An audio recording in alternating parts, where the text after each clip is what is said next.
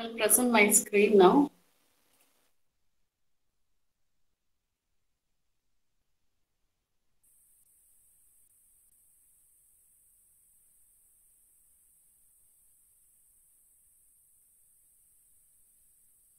Are you able to see the screen?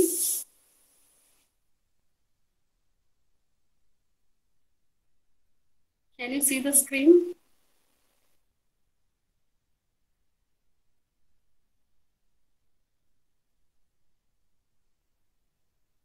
Okay, okay, okay.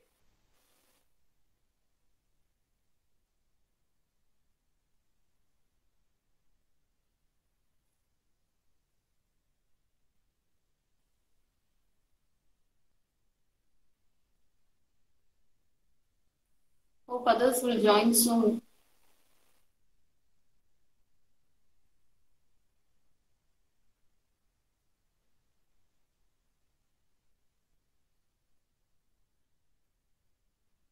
I'll wait for 1 more minute and then I'll start.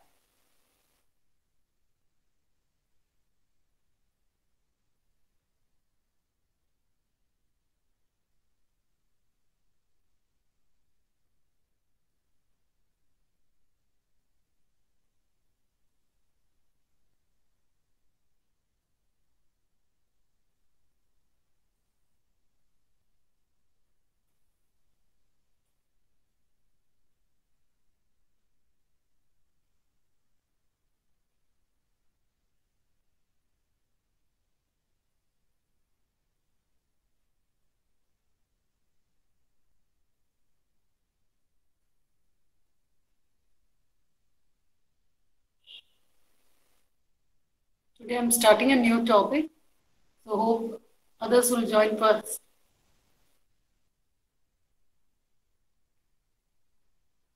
Tell them to join first, okay?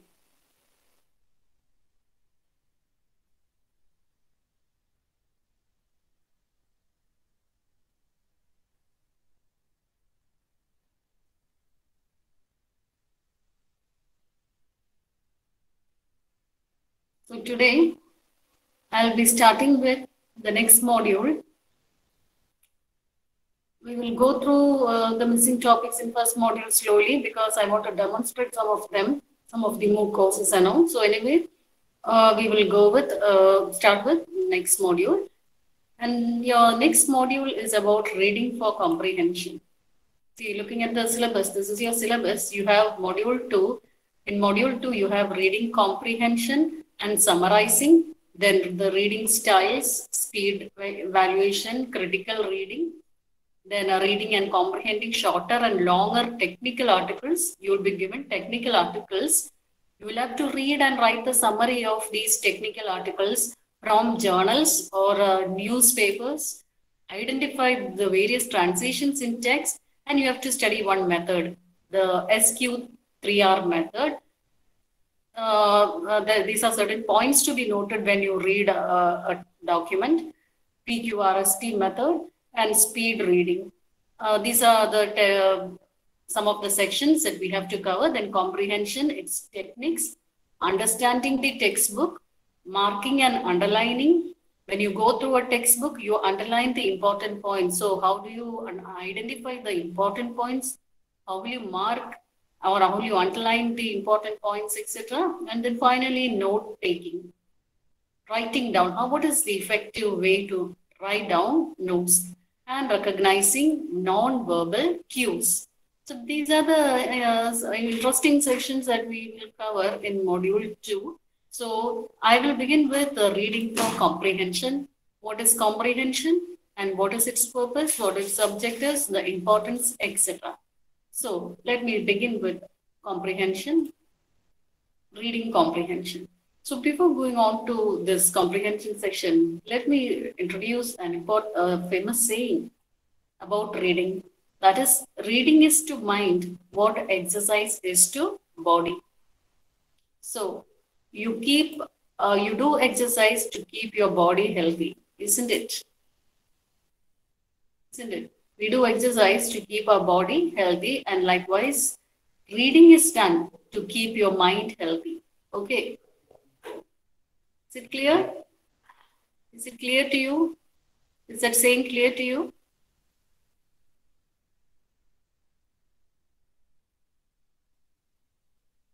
Did you see the saying? So I have put it in inverted commas because this was said by somebody else and this was said by Richard Steele. Okay, these wordings are from Richard Steele. That is, reading is to mind what exercise is to body. So just like how you do exercise to keep your body healthy, mind can be made healthy by reading exercise, by giving a reading exercise. So we have to read, students and professionals, they need to read a variety of text in order to understand the concepts, enhance their reading knowledge, and to know what is going on around them. So as students, you have to read the textbooks, find out the concepts in the textbook, not only one text, you have to refer to different textbooks related to your subjects and find out the important points mentioned in these textbooks. When you read 2, 3 textbooks, you will understand that certain points will be repeated in most of the textbook. And that is the core part of the core idea behind the concept that you are reading. Since it is mentioned in most of the textbook, the core idea will be the one that is seen in most of the textbooks. So you can read through a variety of textbooks, and this is done in order to enhance your reading knowledge and to know what is going on around. So we have to read newspapers, journals, etc., to find out the technological changes or also what is going on around daily by reading newspapers. So anyway, here the section deals with reading a technical passage or a non-technical passage, and then comprehending the idea behind that passage. And that is what is meant by comprehension. And usually in school, when you study, the passage will be given to you and you have to read through the passage. And sometimes you will get, and after reading the passage, you will be getting questions based on your comprehension, isn't it? Have you done comprehension in school? Have you done comprehension in school in English? Anyone? Can you hear me? Hello?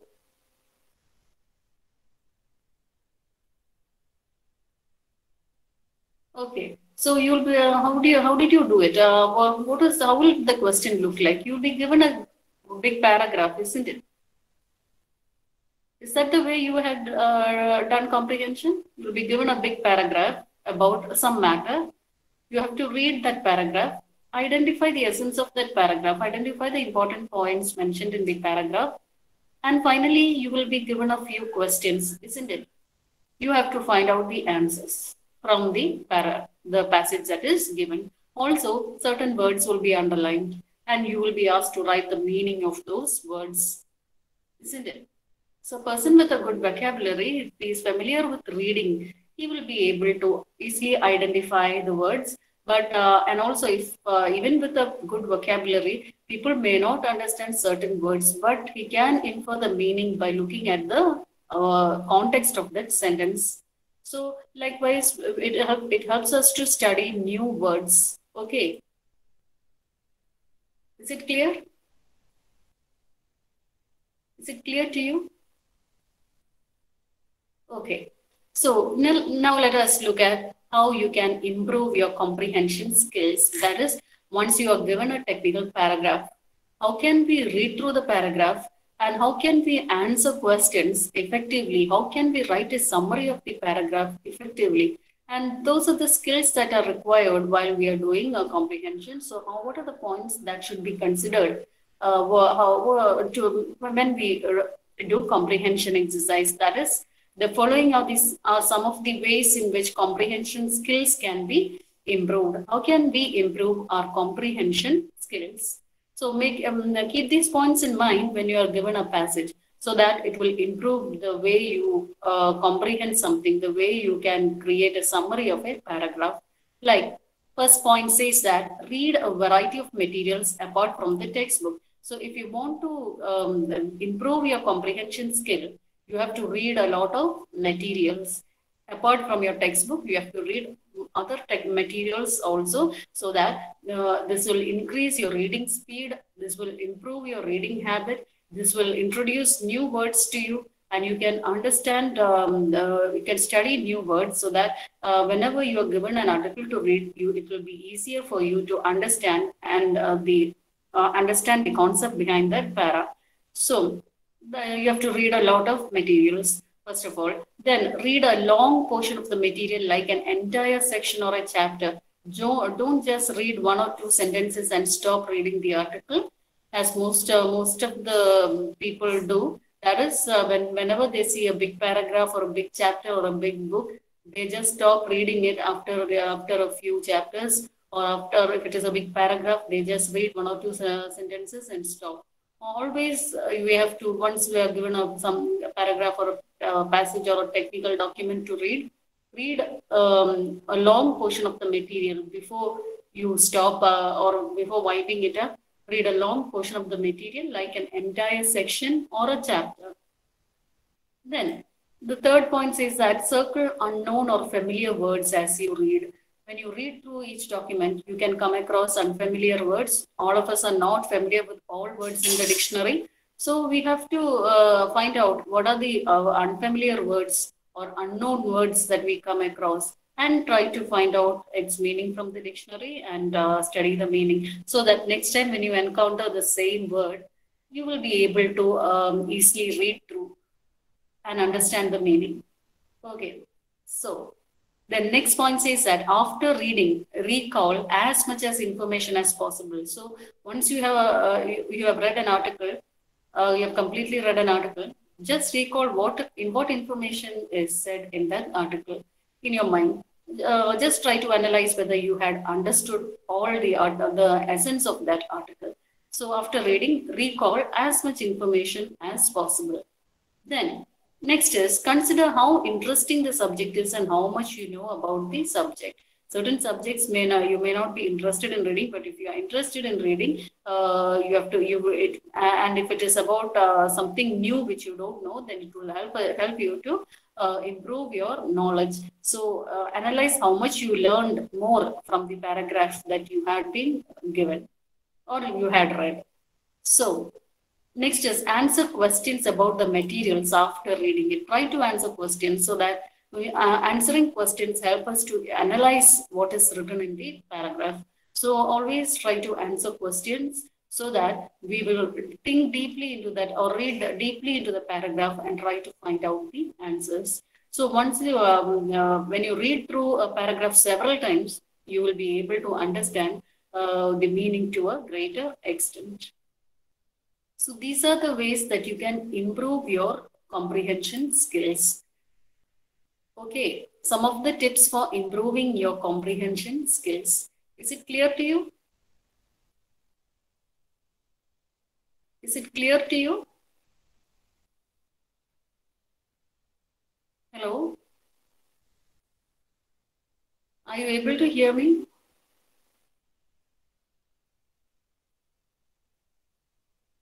No one is responding? Ashwin, okay. I thought you people can't hear me because no response from your side. Okay, thank you.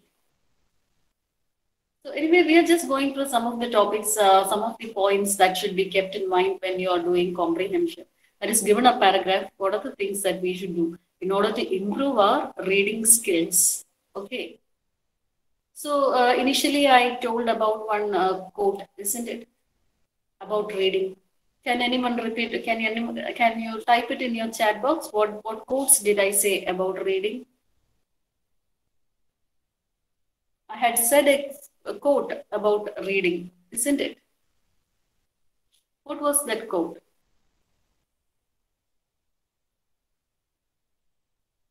I had put a sentence in quotes, isn't it? And I mentioned one sentence by Richard Steele. What was that sentence? I'm just checking whether you understood it or whether you were listening to my talk, my lecture. Okay. Anyone? Did anyone notice that sentence, or anyone remember what I said? I think I will have to call out your names now.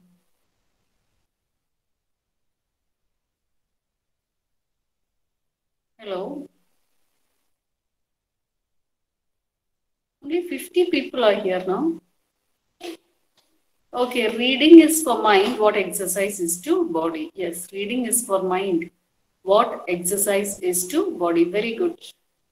Your name? Sriraj. Okay, very good. So, likewise, reading improves your knowledge. It improves the ability to understand what is going on when reading through articles. Since as students, engineering students, you have to read a lot of technical books, etc. That is why the subject is introduced here. So now let us look at the purpose of comprehension. Yes, why do we need to study comprehension, or why do we need to do comprehension? After doing comprehension, what do we gain? And that is the purpose. So that is first point, to enhance understanding the context in a text. We have to understand what is written in a text. So we have to we have to read through the text and try to comprehend it. That is, try to summarize the text, the matter that is in the text. So it enhances understanding of the content. Only if we understand a particular content, then we will be able to comprehend. Comprehend is nothing but given a paragraph, and if you ask a question, you are understanding that paragraph and then answering that question. So only after understanding the context, you will be able to comprehend. So next is to improve understanding of how information is organized in a text, not only to understand the meaning or the passage context of the text, but also it helps us to improve how information is organized in a text. That is, what the first paragraph is about, then how the second paragraph goes, what is mentioned. So there will be an organization for the entire structure of the text. And you will be able to, and after reading several paragraphs, you will get an idea of how information is stored, or how information is organized in a text. Then third is to improve attention and concentration, to improve your attention and concentration. So when you are asked a question, given a paragraph, when you are asked a question, when you have to answer a question, then you will you concentrate on that particular subject and try to find out the answers. So that is, so this will improve your attention and concentration while reading. Then to make reading a more active process, that is, if you read a lot, then you will be able to improve your knowledge. And after reading 2 or 3 times, this will become a habit. So some may get interested in reading and they will read more. Then to increase personal involvement in the reading material. That is, some author had written the material, but once we read through and once we are going to analyze it, we put our own effort. We ourselves think of as we think that we are the author of that particular paragraph, and we try to make ourselves involved in that material and try to comprehend or summarize the material along with the author. Then to propagate critical thinking and evaluation of reading materials. That is, once you've done a paragraph, you think a lot. When you read a lot, you think a lot, and because you are getting more and more information from different areas. So when reading improves your thinking ability, and you can evaluate the reading material. Because since you're seeing different paragraphs, different technical articles, once you read a material, you will be able to analyze whether it is of a good quality or a bad quality material. Then, to enhance the recall of text information in one's memory, that is, once you have read through the comprehension passage, you have to recall what you have read. So this will improve your thinking skills. So these are the advantages that we come across when you do comprehension, or when you read a lot and try to comprehend. Now, let us look at the techniques for a good comprehension. What are the techniques that you should adopt in order to perform a good comprehension, or to get a good comprehension skill? So techniques for good comprehension. What are the activities, or what are the points that you should follow, or what are the activities you should follow in order to become a good comprehension, in order to acquire a good comprehension skill. So there are certain techniques. If we keep it in our mind, it will help us to improve our comprehension skill. So after this, after comprehension, I will give you a passage that is in the next assignment class. I'll give you a passage, a comprehension passage, and you will have to answer the questions. So given a passage, you will have to answer questions, and the passage which I'll give you, which I upload to you, you will get only a limited time. And within that time, you have to read, understand, and analyze. These are the things that you should do when given a passage. You have to read, understand, analyze, and answer the questions. Okay. Is it clear to you? And the time will also be limited. With maybe depending on the paragraph, the time can be 20 minutes or 30 minutes. Within that particular time, you have to read the passage, understand the passage, and then answer the questions. If the time is not set, then you will go on reading it for hours. Some people may do passive reading and some may do active reading. What is passive and active reading? Can anyone say what is passive reading and what is active reading?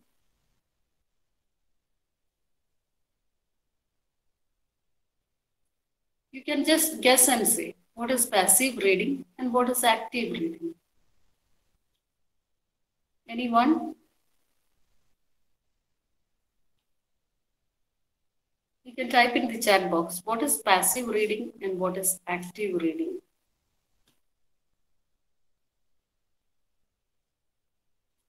If I don't ask questions in between, you will sleep. Okay, that's why I'm asking questions. What is passive reading? Ashwin? Okay. Reading without understanding. And that is called active or passive?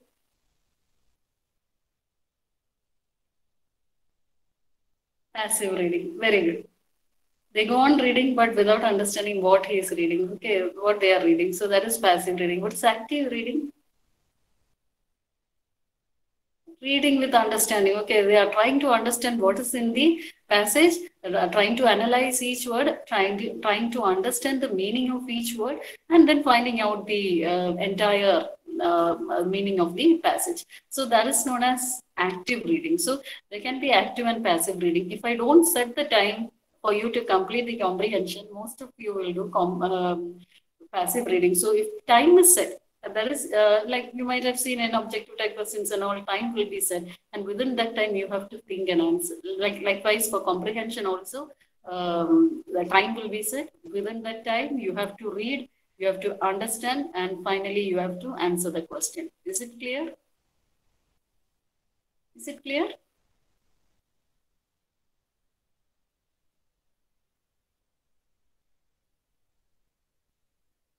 Okay. Okay, Ashwin. So let us look at the techniques that can be followed for good comprehension. That is, first is skimming and scanning.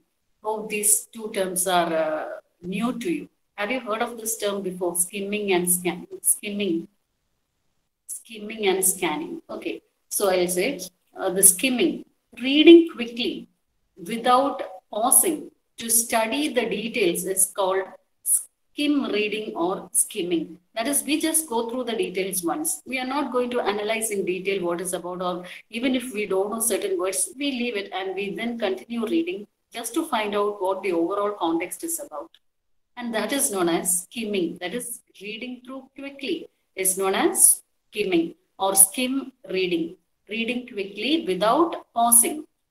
Reading quickly without pausing to study the details. We are not going to study in detail, but we are just going to have an overall look. And that is called skim reading or skimming. Most of us might have done it. And that process is known as skim reading or skimming. Is it clear? Did you understand what a skim reading is or skimming?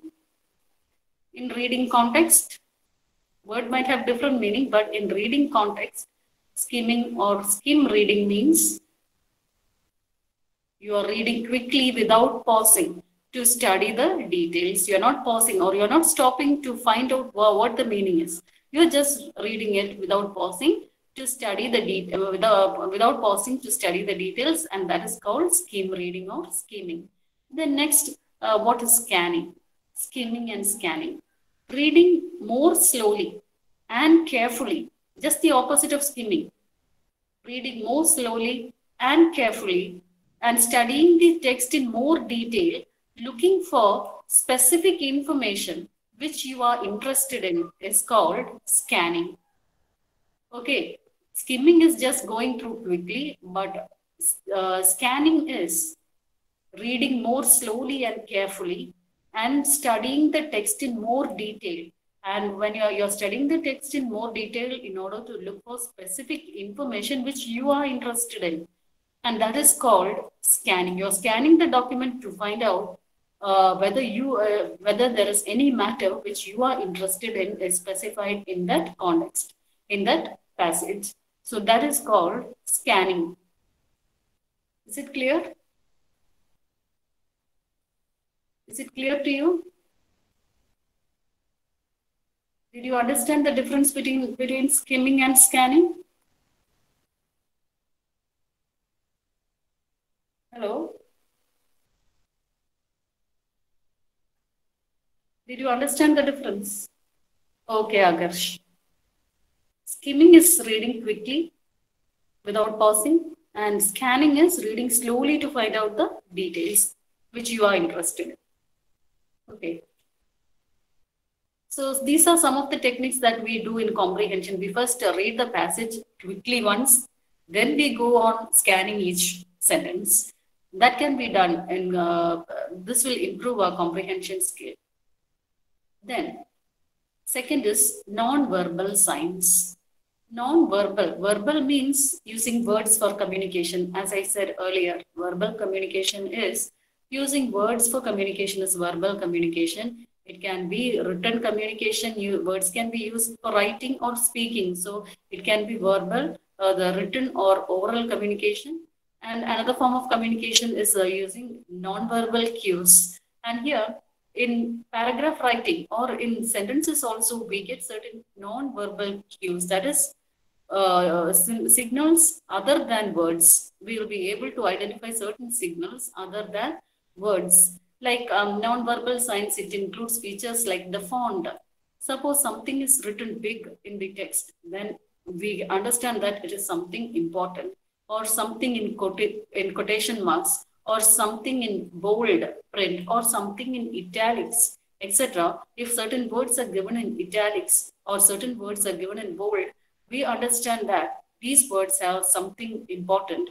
These are important words in that context, isn't it?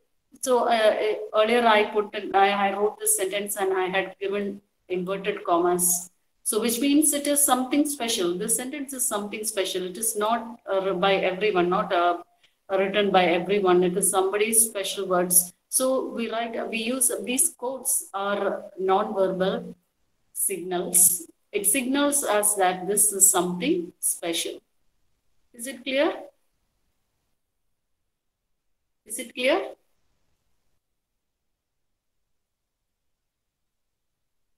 Did you understand that?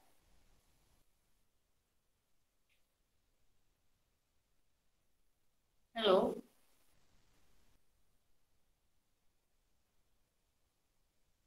Okay.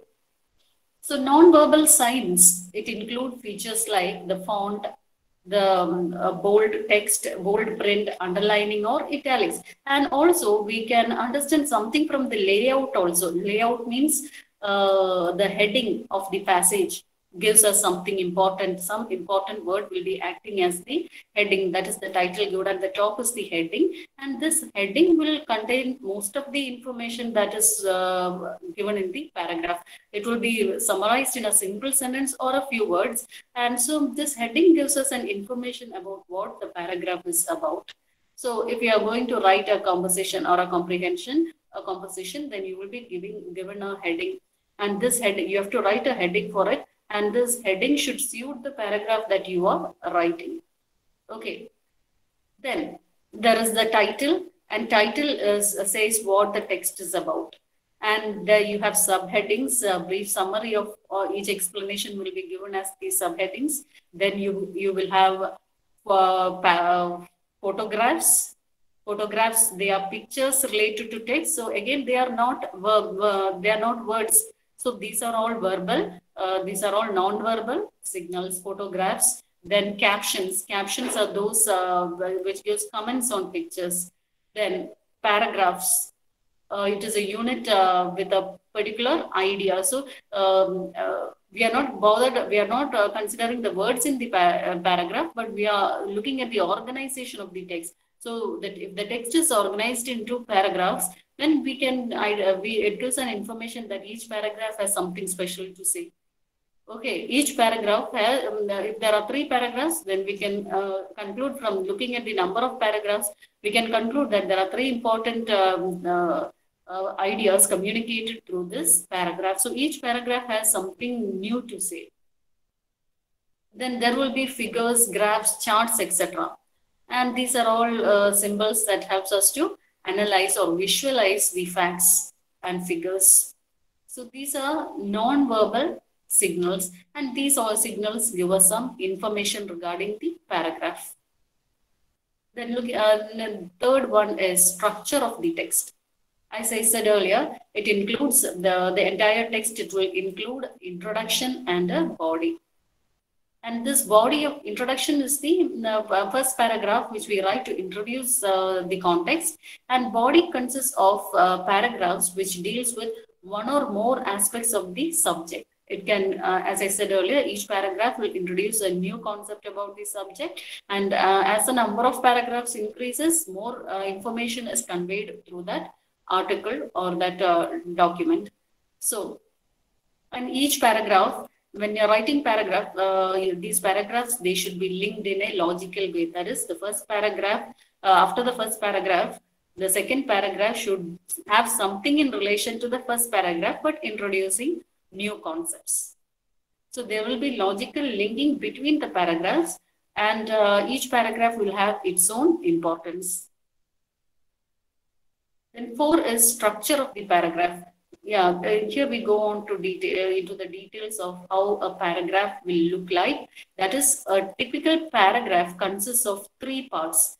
You might have seen a single paragraph, but within that single paragraph, there are 3 parts. That is, the topic sentence. There is a sentence called the topic sentence in the paragraph.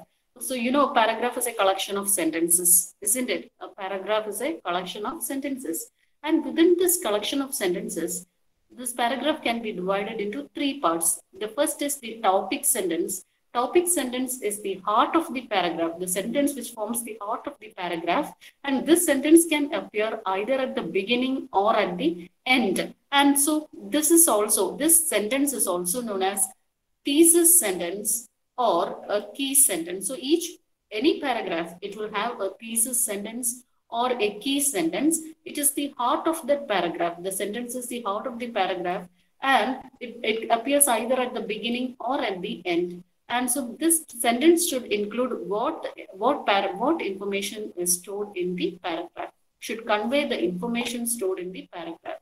Now, the second part of the paragraph, it develops support for this topic sentence. This topic sentence can be supported by other sentences like arguments, explanations, examples, etc.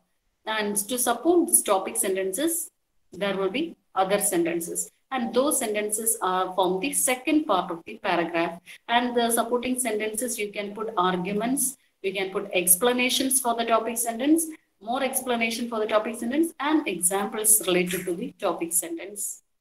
Then, in the third part of the paragraph, it is the summary of the paragraph. The third part of the paragraph shows the summary of the paragraph or linking sentence to the next paragraph. As I said, if there are different paragraphs, there should be a link between the first paragraph and the second paragraph. So the third part of the paragraph, either it will give a summary of the current paragraph, and also it forms a link to the next paragraph. So a single paragraph has 3 parts. One is the topic sentence, or we call it as the thesis sentence or key sentence.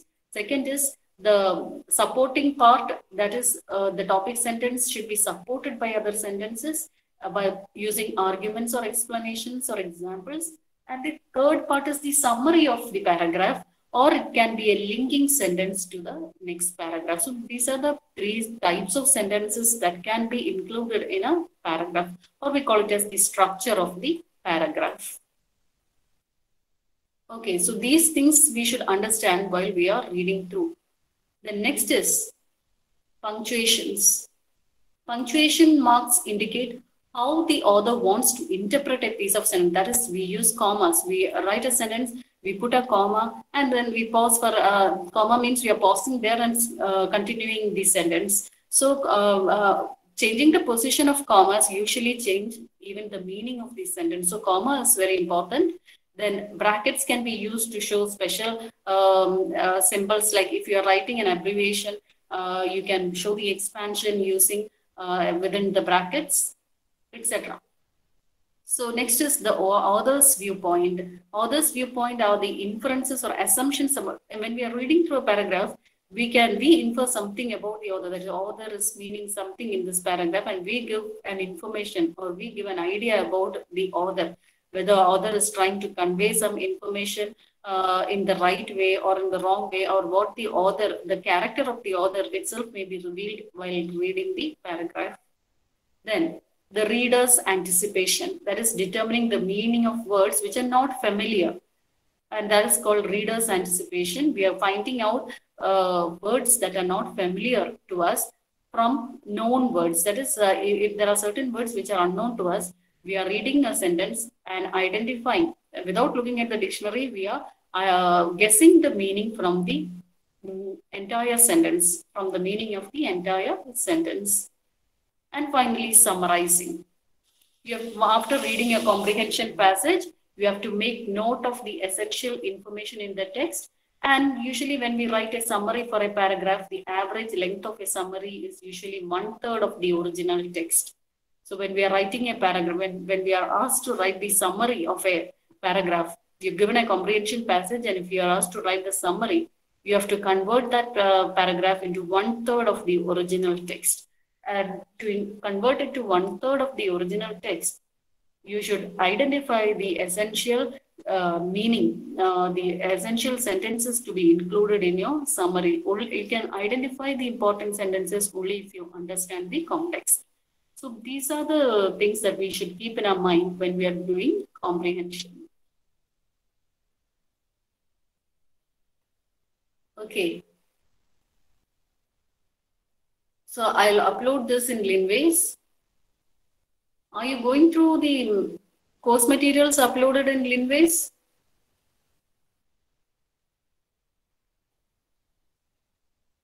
Hello? Are you going through the course materials?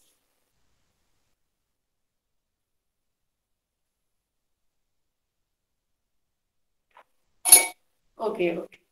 So I'll upload this in Linways, okay, and you can read through it. This is these are some of the important points that you should keep in mind when you are doing a comprehension exercise. Now, yeah, I think it's time, okay. So take your attendance, please. Take your attendance, please. One. Okay. 2. Absent. 3.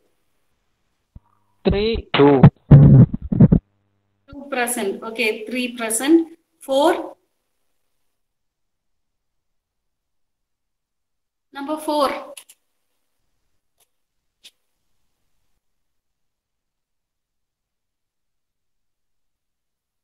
4 absent. 5. 4 present. Okay. 5. 5. Next 6. number, you can continue. Okay. 7.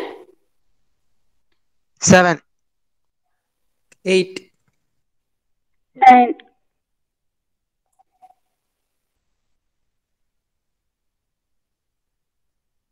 10. Number 10. 11. Okay. 12.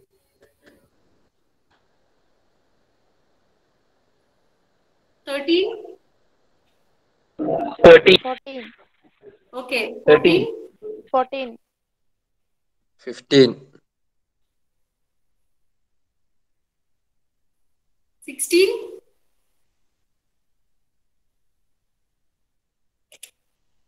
Number 16. Okay, 17 present, 16 absent. 17, 18. 18. Okay, 19. okay. 20. 21. 22. Next, 23. 24. 25. okay. 26. 27. 28, 29. 28, 31.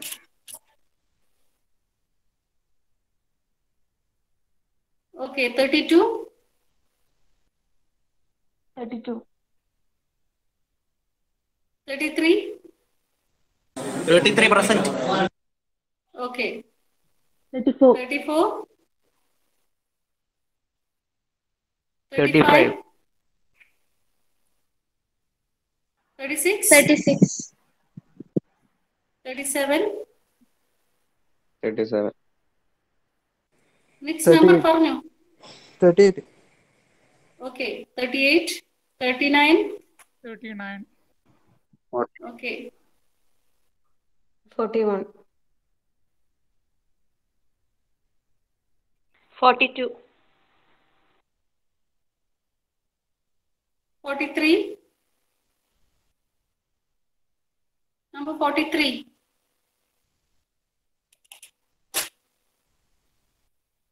44. 44. 45.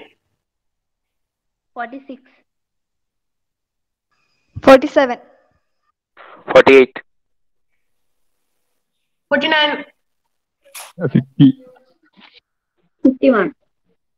52. 53. 54. 55. 56, 57. 58. 59. 60. 61. 62. 63. Okay. So absent is number 32. 32 present. Ma'am, Okay. present. Okay, okay. Number 28. Number 28 absent. Number 43 absent. And number 16. Number 16 absent. 16, 28 and 43 absent. Okay. Thank you. ആരെങ്കിലും ഉണ്ടാകില്ലേ?